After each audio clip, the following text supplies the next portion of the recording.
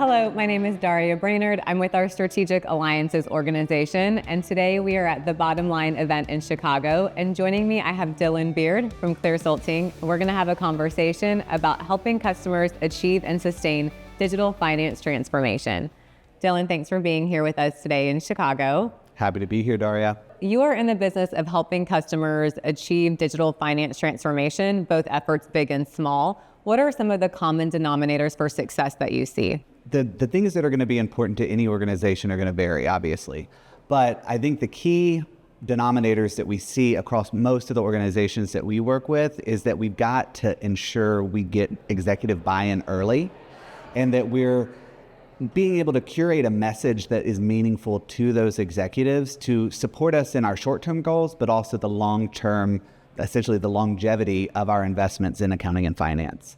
So I think that when you frame that in an obstacle, it's if you skip that step, if you say, hey, I just want to get something quickly done, or I want to essentially go after the symptoms rather than treat the patient as a whole, you oftentimes end up with unrealized expectations, missed expectations on what your transformation is actually going to achieve. It reminds me that sometimes we see customers just want to get right after cleaning up the messes and the challenges that they see. Yeah. But we need to kind of prevent that mess before it happens and really look at the root cause to achieve the greatest outcomes for accuracy and efficiency and continued innovation.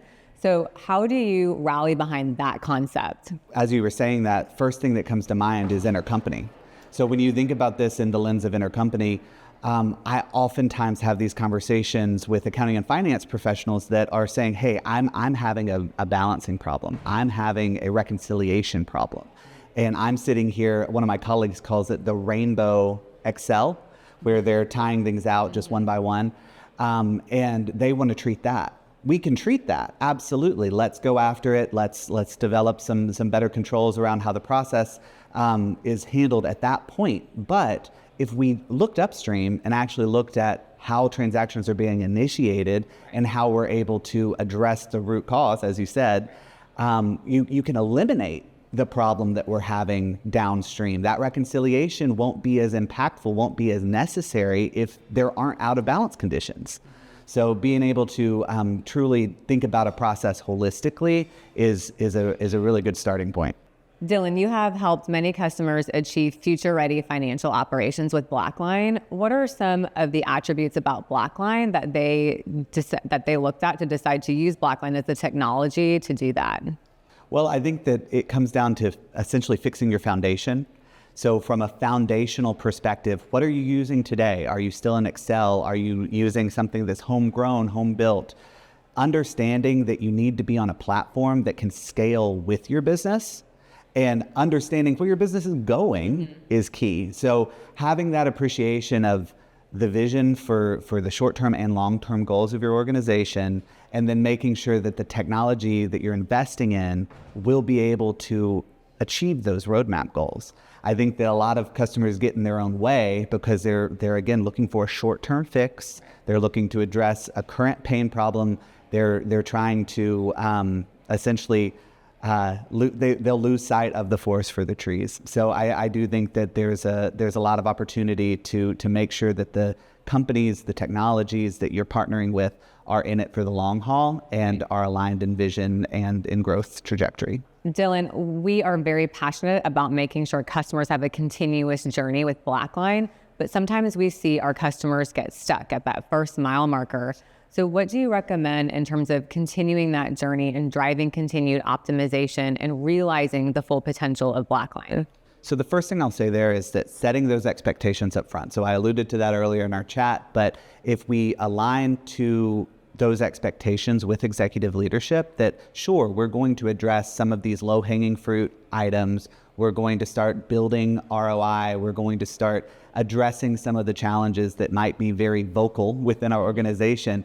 But we need to set those expectations up front that this is not a one-time deal. This isn't a one project deal. This is investing in a technology that we want to grow with our business. We want to continuously adopt new enhancement that BlackLine puts out, but we also want to be looking for additional applications, use cases. How are we evolving our master data, as well as our investment in tools like matching that are a bit more iterative in nature, use cases should always be out there. And we have to have a mechanism to be able to bring that into the funnel, and then a governing body to be able to prioritize them, keeping that aligned with our executive sponsorships. There is a lot of power in converting some of those that initial momentum that we oftentimes see. You have a steerco to deliver a project.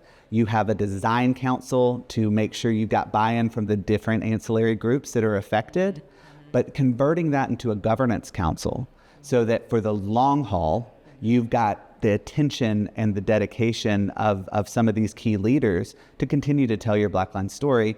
And that makes it more natural when you're like, hey, I need to invest a little bit more here. They'll understand why. They will have been on the ride with you. And how do you see KPIs and measures for success playing into that?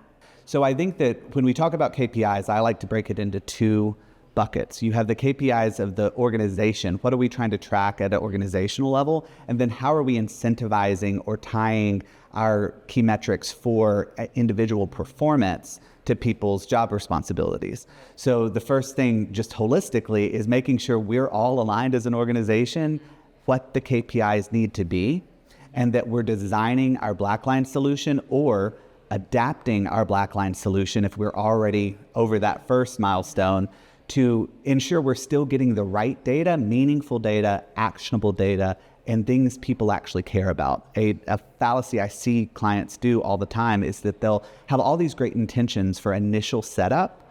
They'll say, hey, if we can get it, we want it. So we want all of these things enabled. We want to add all of these fields. We want to ask for all this information from our end users. But if people aren't analyzing that data and acting upon it, then we're just asking our people to do a different kind of busy work. And we don't want that in BlackLine. We want BlackLine to be an efficient and effective tool. So when KPIs come down to the user level, it becomes personal, there can sometimes be resistance and hesitation to embrace change and to move forward. So how do you overcome that? Empathy. Being able to put yourself in the shoes of the people that are being affected, which gets hard to do sometimes. If you're constantly in the implementation mindset, if you're constantly in the optimization mindset even, it's like, here's a problem, let's just throw everything we've got at this and solve for it. Sometimes we lose sight of the fact that we're affecting people's day-to-day in sometimes the most stressful part of their month. Right. And if we are seen as adding to that stress level, they're not gonna buy in. And they're going to revert to old habits once we take the microscope off of them. So getting that buy-in, making sure they have a voice, and effectively treating them as customers along that transformation journey goes a long way, and it starts with empathy. How do you recommend customers gather feedback from their users to monitor change management?